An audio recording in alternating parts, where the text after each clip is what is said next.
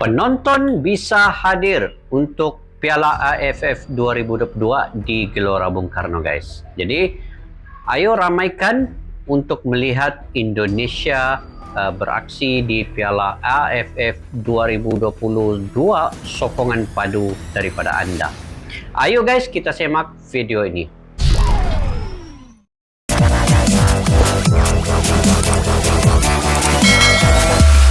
Assalamualaikum dan salam sejahtera. Selamat bertemu kembali di channel Askalani Studio, guys.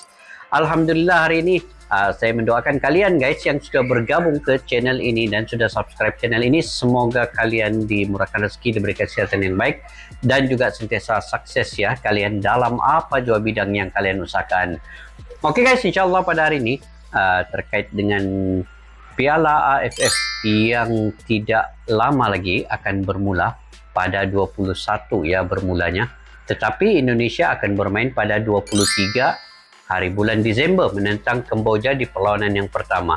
Jadi sama-sama kita saksikan perlawanan Piala AFF pada kali ini. Dan kepada yang berdekatan dengan Stadion Gelora Bung Karno, kalian bisa ke stadion untuk memberikan sokongan padu kepada timnas Indonesia. Jadi beberapa berita yang ada dalam video ini guys, termasuklah persediaan rapi yang dilakukan oleh Sinteyong selepas 10 hari di Bali, dan kini mereka akan mencoba untuk latihan di GBK guys, Gelora Bung Karno, di stadion itu.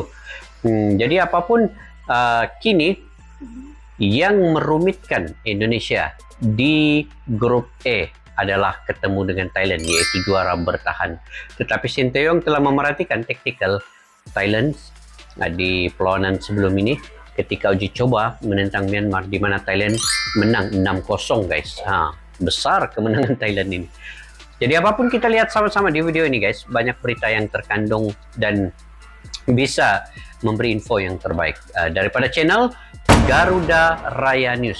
Seperti biasa, kepada yang baru ketemu channel Garuda Raya News ataupun berita timnas terlengkap ini, kalian boleh subscribe, tekan butang loncengnya sekali, dan like, share, dan komen guys. Oke, judulnya ialah gebrakan timnas level Asia. PSSI ikut Maroko, Sandy Walsh multi posisi, Sheni Patinama segera.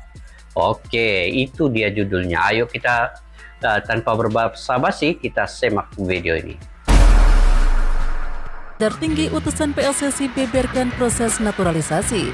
Timnas Indonesia dipastikan pakai SUGBK buat Piala AFF 2022. Tetapi pakai SUGBK ya, bisa pakai ini. Cuma sayanglah JIS tidak dipakai kan guys. Tapi saya suka ingin melihat semua pemain timnas ini main di JIS sebenarnya. Tapi kalau masih belum bisa digunakan, di GBK pun, Gelora Bung Karno itu pun bagus juga lah. Itu kalau dikirakan itu adalah stadion keramat bagi Indonesia. Oke. Pemain multiposisi di Piala AFF 2022. Di Piala AFF. Alhamdulillah, Ketua Umum PSSI umumkan kabar baik untuk timnas Indonesia. Pemain dipanggil ke timnas, 2 pelatih Liga 1 ini tak khawatir.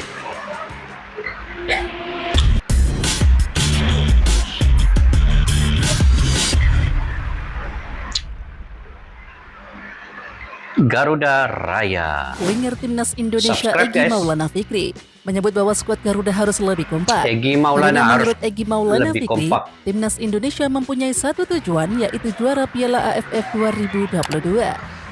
Ya, kami harus lebih kompak dan satu tujuan, yaitu juara. Jadi semua harus bersama-sama, ucap Egy Maulana Fikri.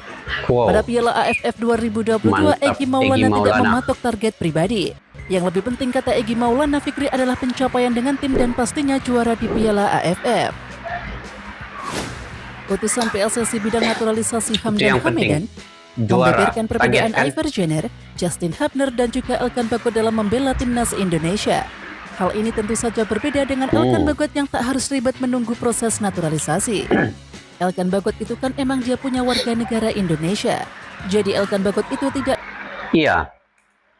Tapi orang ini kan banyak warga negara Indonesia memang, sebab ayah mereka ataupun ibu mereka ataupun kakek mereka itu keturunan Indonesia. Jadi tidak perlu sebenarnya untuk naturalisasi nih kan guys. Ujar Hamdan Hamidan. Sebab dia memang warga negara. Sementara untuk Hafner dan Jenner saat ini dalam proses naturalisasi, sehingga nantinya timnas Indonesia memiliki semakin banyak pemain yang berkarir di Eropa. Proses naturalisasi Jenner dan Hafner ini tengah dilakukan. Keduanya diproses naturalisasi dengan harapan bisa memperkuat timnas U20 tampil di Piala Dunia U20 2023 nantinya. Untuk bersaing. Nah, kalau Maroko itu guys, ada lebih kurang 11 ke atas kah pemain naturalisasi. Itu yang perkembangan sepak bolanya itu cepat guys. Apabila ada pemain-pemain seperti ini yang pengalaman, yang mempunyai bakat potensi untuk diserap ke pemain-pemain lokal. Banyaknya pemain berkarir di luar negeri akan membuat Indonesia tak hanya mampu bersaing di Asia Tenggara saja, namun Indonesia nantinya juga bakal bisa berbicara banyak di level Asia. Seperti misalnya Achraf Hakimi yang bermain di Maroko dari U20, dan ketika Chance Association berarti dia akan bermain untuk senior. Proses naturalisasi yang sudah dilakukan dimulai dengan perjalanan yang panjang dan lika-liku. Dimulai dengan pencarian, interview dan mengontrak langsung. Selanjutnya proses naturalisasi bakal dilakukan dengan mengumpulkan data, bahkan hingga analisis video. Hamdan Hamidan menjelaskan bahwa Sinteyong memang memasang standar tinggi. Pemain diharuskan memiliki skill yang bagus dan sesuai dengan harapan Sinteyong. Namun itu pun tak bisa langsung diproses, sebab Sinteyong juga menerapkan trial. Sinteyong juga sebelumnya telah men-trial 2 pemain untuk proses naturalisasi, yakni Zico Sori dan Rafael Struijk. Tim asuhan Sinteyong dipastikan bermain di Gelora Bung Karno untuk laga Piala AFF. Hal ini juga bakal berlanjut apabila Indonesia lolos ke babak semifinal dan final Piala AFF 2022. Hanya saja untuk kepastian penonton memang belum ada kejelasan.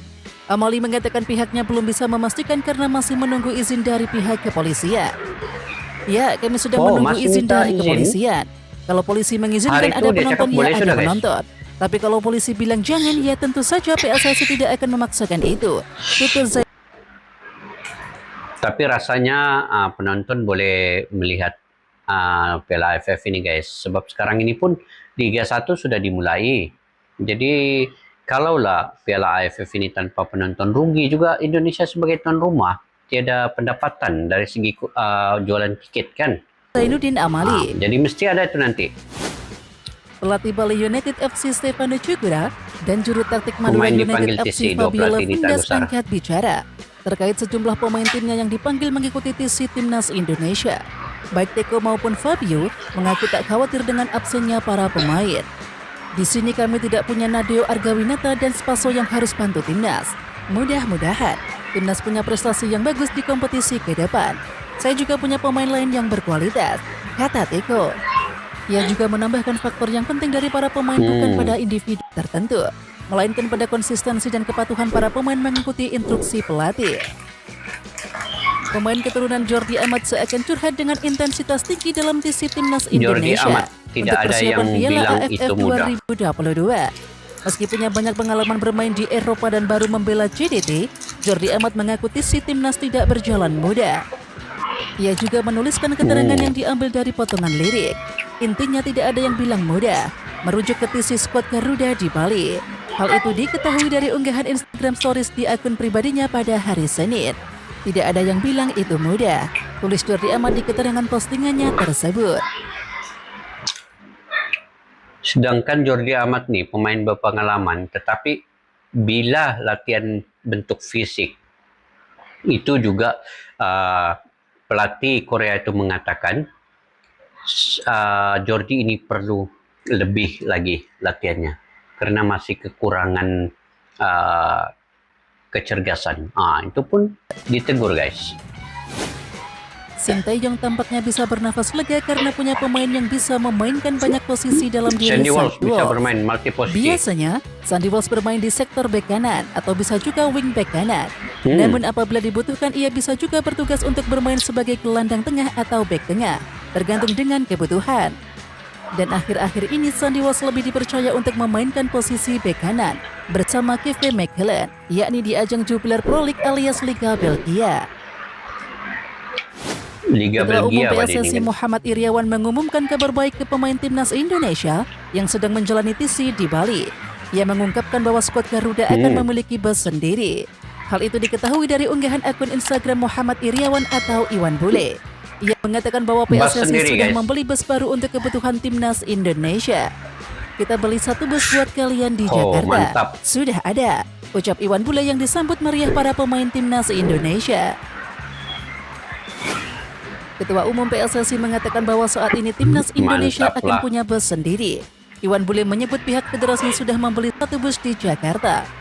Setelah pengumuman itu, Sadil Ramdhani yang masuk ke dalam bus mengucapkan rasa syukur dengan kalimat Alhamdulillah. Ia pun memuji Ketua Umum PSSI. Itulah kerendahan hati seorang bos kita semua. I love you Ketua PSSI, kami tercinta.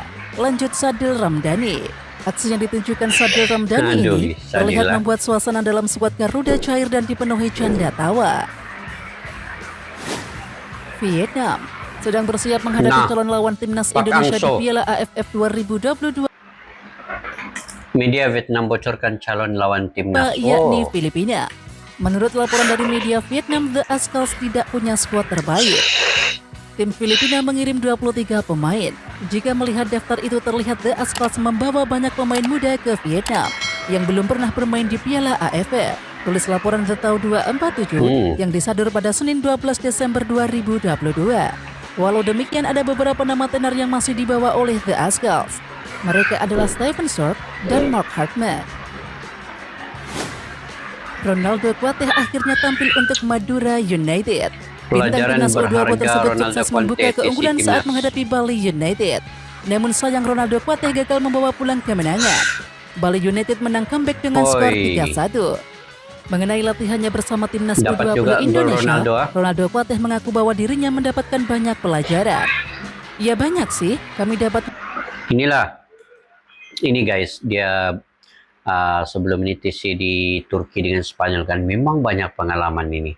Tengoklah apabila dia masuk ke dalam klub di Liga Indonesia, dapat menghasilkan gol, mencetak gol, tetapi walaupun klubnya kalah, tetapi permainannya itu meningkat. Penuh dari tim pelatih, itu yang mulai dari membentuk fisik, segi mental juga. TC di luar negeri bisa lebih baik lagi, ujar Ronaldo Kuateh. Pemain muda top Madura United sekaligus timnas U20 Indonesia Ronaldo Kuateh angkat bicara mengenai ketertarikan klub elit Liga Turki terhadap dirinya. Mau pindah ke Liga Turki ya? U20 Indonesia berhasil menang 3-2 atas Antalyaspor. Ronaldo Kuateh kembali tampil sebagai penentu kemenangan timnas U20 Indonesia pada menit ke-89. Menanggapi hal tersebut, Ronaldo Kuateh menjawabnya secara santai. Dia berharap agar masyarakat tanah air mendoakan rumor tersebut benar-benar terjadi ke depannya. Doakan saja semoga sukses, ujar Ronaldo Kuateh. Meskipun terlambat, Shane Patinama dipastikan masih bersemangat untuk membela timnas Indonesia. Menurut Hamdan Hamidan, Shane cukup kaget dengan keramahan dari masyarakat Indonesia saat tahu dia saat ini dalam proses menjadi WNI. Satu hal yang paling terlihat adalah melalui komentar di media sosialnya. Saya merasa sangat bahagia. Nah, kita tengok. Really happy about the last 2 days. I want to thank PSSI. Dia mengucapkan terima kasih kepada saya datang ke Indonesia merasa betul-betul orang Indonesia sangat welcome terhadap saya. Saya rasa inilah alasan mengapa ayah saya meminta untuk saya membela timnas Indonesia. Tengok, ayah dia orang Indonesia kan? Disorot oleh akun Liga Korea atau K-League. Hal itu berkat momen heroiknya bersama timnas Indonesia di Piala AFF 2020 lalu. Dalam laga tersebut, Asnawi Mangkualam diketahui membuat assist cantik dan prosesnya terbilang heroik. Pasalnya, Asnawi melakukan soloran dari setelah melakukan intercept di lini pertahanan. Kilik merespon video Asnawi itu dengan gambar bergerak yang menunjukkan kebanggaan terhadap pemain Ansan Greenish tersebut. Supporter Ansan saat melihat video klip ini, cuitnya. Tapi memang meningkatlah juga Asnawi punya permainan. Resmi diputus kontrak dari jabatan pelatih timnas Vietnam U23. PFF mengumumkan kabar tersebut Senin 12 Desember 2022. Sebenarnya kontraknya akan habis pada Maret 2023, namun PFF memberikan keputusan lebih cepat. Dalam keterangannya, PFF mengklaim keputusan ini diambil berdasarkan pertimbangan terkait target timnas Vietnam dan Vietnam U23 ke depan. Selama berlatih, ia berhasil membawa Vietnam U23 ke perempat final ke Piala Asia U23 2022 dan mengawal The Golden Star Warriors ke SEA Games 2021. Thailand menang 6-14 di laga uji coba pertama jelang Piala AFF 2022. Anak asuh Alexander Poking tersebut tampil impresif saat menghadapi Myanmar di Stadion Thammasat. Media Malaysia makan bola turut menyoroti hasil pertandingan Thailand kontra Myanmar. Menurut media tersebut, Thailand menunjukkan tekad untuk mempertahankan gelar juara Piala AFF yang didapat di edisi sebelumnya. Meski hanya laga pemanasan, Thailand ingin membuktikan bahwa mereka adalah tim yang tidak boleh dianggap enteng di Piala AFF 2022. Tulisnya di Senin 12 Desember.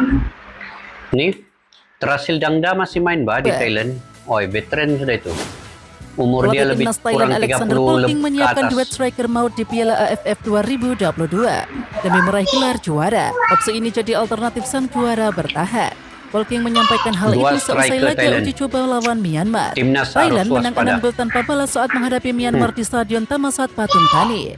Ia mengatakan pada laga lawan Myanmar, Thailand sengaja memasang 2 striker untuk mengisi kekosongan posisi Chanatip Songkrasin yang absen di Piala AFF 2022. Terbukti strategi tersebut ternyata berhasil. Nih, Terasil Dangda nih. Terasil Dangda seakan memberikan peringatan kepada rival timnas Thailand di Piala AFF 2022 lewat beraja ke gawang Myanmar di laga uji coba. Nama Terasil Dangda kembali menghiasi skuad Gajah Perang untuk Piala AFF 2022 dan masih mendapatkan tempat di tim utama meski usianya saat ini sudah menginjak 34 tahun. Terasil Dangda berperan aktif dalam 4 dari 6 gol kemenangan timnas Thailand ke gawang Kamboja. Seusai laga, Terasil Dangda mengaku sangat puas dapat memberikan kontribusi untuk tim Gajah Barat. Oke timnas lovers, siapa kita? Kita Indonesia. Ayo kita dukung terus sepak bola tanah air Indonesia. Jangan lupa dukung terus Garuda Raya Channel dengan subscribe, like, dan komen karena saran dan kritik kalian sangat bermanfaat untuk perkembangan channel ini. Tungguin video selanjutnya dari Garuda Raya Channel. Salam olahraga. Itu guys, di antara berita yang ada dan di antaranya yang poin penting ialah kepentingan untuk pemain naturalisasi ada dalam pasukan yang ingin memperkembangkan sepak bolanya. Demikian juga Maroko yang layak ke semifinal menentang Perancis pada tahun ini ya. Kebanyakannya pemain Maroko ini sebenarnya ada lebih kurang 11 ya pemain naturalisasi yang bermain telah lama dengan mereka. Jadi mana-mana tim yang coba untuk mempertingkatkan bola sepaknya itu perlu ada pemain-pemain naturalisasi ini. Jadi tidak hanya di timnas Indonesia, sebenarnya di Malaysia, di Thailand, di Filipina itu sebenarnya telah banyak pemain naturalisasi. Sebab itu ranking dalam FIFA Filipina itu lebih berada di atas ketimbang dengan Malaysia, begitu juga dengan Indonesia. Thailand juga beberapa pemain naturalisasi yang ada. Ini terbukti apabila ranking mereka juga meningkat ya di dalam ranking FIFA itu sendiri. Jadi tidak perlu dimalukan untuk pemain naturalisasi ini karena pemain itu sebenarnya ada darah daripada negara itu sendiri, keturunan dari negara itu sendiri. Jadi amat penting yang dilakukan oleh Sinteyong itu demi memajukan sepak bola di Indonesia ini. Jadi apapun, semoga persediaan Indonesia dalam Piala AFF ini adalah yang paling terbaik dan paling dinantikan untuk seluruh rakyat di Indonesia untuk mencapai target ataupun sasaran kejuaraan pada tahun ini. Begitu juga dengan pengurusan PSSI yang telah banyak sebenarnya membantu timnas ini sendiri. Jadi beberapa lagi berita lain seperti Sandy Walsh boleh bermain di berbagai multi posisi ya, itu tidak dinafikan. Sandy Walsh bisa main di mana posisi pun. Sheni Patinama masih lagi dalam proses guys. Moga-moga dipercepatkan ya untuk dapat bermain di Piala AFF ini.